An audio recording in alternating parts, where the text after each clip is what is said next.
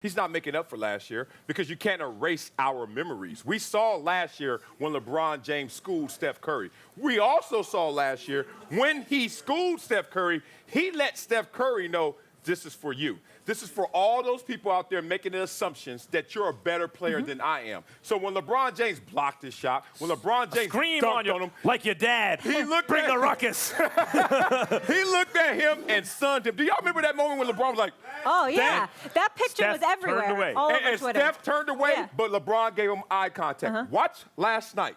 When Steph Curry went one-on-one with LeBron, but then it didn't turn into one-on-one. Kevin Love got in the way. What the hell are you doing, Kevin Love? Move out the way. And then he makes the shot.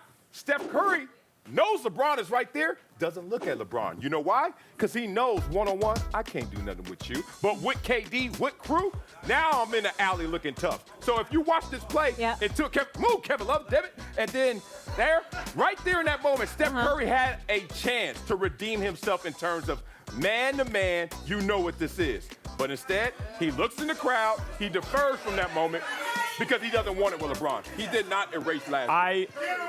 Well, I agree with that psychological profile. Yeah. And I want to say something. I take no pleasure in this. I love Steph Curry. I was arguing with Marcellus on Sports Nation last year before the finals. This is Steph's world. He should be the lead in Space Jam 2. Look, you know, because he's the best player in the league. It shouldn't be that way. It wouldn't be that way in any other era, but the way the game is played today, this is Steph, and I was proven wrong. And when you get new evidence, you got to fess up. Now, Steph Curry, I hate the fact that this is the case with him, but and because he's one of my favorite players. He comes off as a front runner.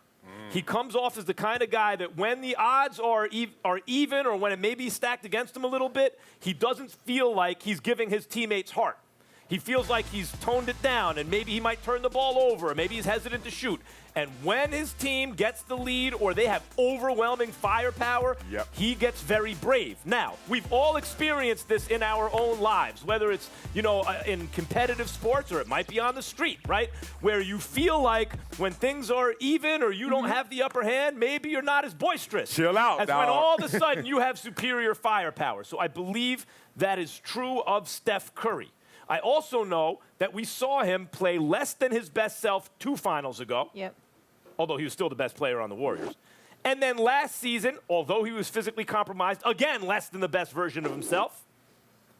So, and everything I said would suggest that I agree with you that it doesn't make up for last year. Here's why it makes up for last year. That's who it is. Because this is the truth. This is what LeBron James understood before anyone else understood it. This is what KD caught on to, and this applies to Steph. The details will be washed over by time and history. We will not remember the precise details. But that play, which is going to be probably the most iconic play from this series, where Steph is dribbling all over LeBron's world. He could have just shot a 3. But And then celebrate. That's how he got open. When the Warriors win this series, let's call it, let's say the most likely scenario now is a gentleman's sweep. I think it might go 6 games. You think the Cavs might win. A lot of people say sweep. Let's say a 5-game win for the Warriors looks likely right now. If Steph Curry puts up triple-doubles and the Warriors beat the Cavs in 5 games and he's dribbling all over everyone like that, 20 years from now, no one's going to be talking about, well, you know what? Really, technically, they're good. That's what they're going to show on all the highlights. No, they're not. And that's what people are going to remember. No, we're going to remember those details. Just think about it. We're going to say, hey, Steph, before you got KD, were you sunning LeBron? Were you dribbling around LeBron? No, you didn't. We're going to see in that frame that, oh, that is a loaded team. We're also going to see that in that moment, Steph Curry, all he did was have a one-on-one highlight moment. That's not saying you're a better player than the other guy. LeBron is going to redeem himself in this series somehow, especially when they get back to Cleveland if his crew can show up. Do you think Steph's a front runner too?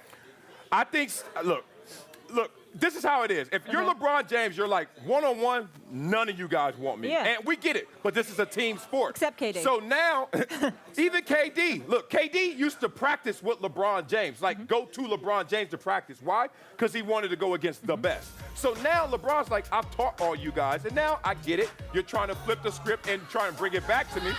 But look, does Steph Curry want it with LeBron James one-on-one? Will y'all stop playing? Let me tell you why your point is wrong. And I will go to another iconic moment in a movie. coming to America. Oh, now, the barbershop scene, right? Yeah. Because they got the way every boxing argument goes in every barbershop, at least it went back then. They talk about fighters. Sugar Ray Robinson, best pound for pound. But Muhammad Ali's too big for him, whatever. What about Mike Tyson? And then eventually some guy would say, what about Rocky Marciano? He was undefeated. That's their one. That's their one. That's their one. Always a white guy going to bring up Rocky Marciano. And someone who actually followed the fight game would be like, well, Joe Louis. He knocked out Joe Louis. Joe Louis is 137 years old, right? Someone who remembers the details will remember that Marciano didn't really knock out Joe Louis. He knocked out a faded shell of Joe Louis. No one's trying to hear that. That's what Floyd Mayweather knew about the undefeated thing. If nerds like me will be like, well, actually, Floyd never fought this guy in his prime, and that guy was too young, and that guy was too old, and all anyone else knows is that sounds like a whole lot of excuses. All I see was Floyd whip them all, right? So the finer points in those details for some old basketball people, when you and me are on the porch talking to some young kid about it, like, actually, remember, we will be clowned by all those kids who are like, all I know is Steph got him and got all those rings. And you're going to be like, you don't know your history. Yeah. That all sounds good. Look, one, I don't want to support ignorance. So basically, if you don't know what you're talking about, don't talk about it. People are going to sit there, and this is You don't believe in dinosaurs. What do you mean? That's true. That's true. That's beyond Ignorance is ignorance bliss. right there. But here's the thing, Max. Seriously, Steph Curry has a chance to be in his could win his second finals. Could be in his. He's going to be in his third straight. Yeah. And no MVPs? Think about it. Like, when people look back at this series, they may say Kevin Durant and the Warriors. And if they look back, they're not going to sit there and say Steph Curry got LeBron. They're going to sit there and say, one, Iguodala got an MVP before you did. And two, a new player came and took it. The master bedroom is Well, that's now a good point. Kevin Durant's. When is Steph Curry going to be But the MVP of you this argued series? earlier in the show that Steph could get the MVP. He could. He could. Yeah, or what if it's co-MVPs, him and Durant? Right now, you could argue they could be co-MVPs. Yeah.